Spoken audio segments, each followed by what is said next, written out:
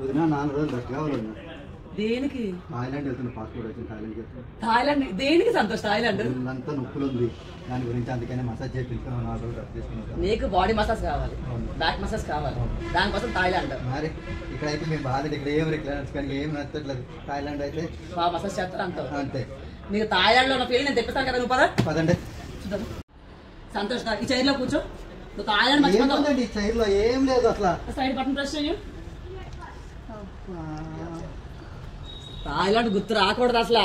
Recliner కూడా ఉంది, ఇది మసాజ్ విత్ రెక్లైనర్. ఇది బ్యాక్ ఫుల్ మసాజ్ అవుతుంది.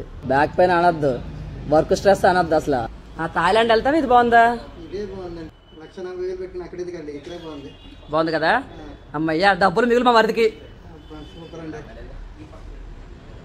చాలా బాగుందండి.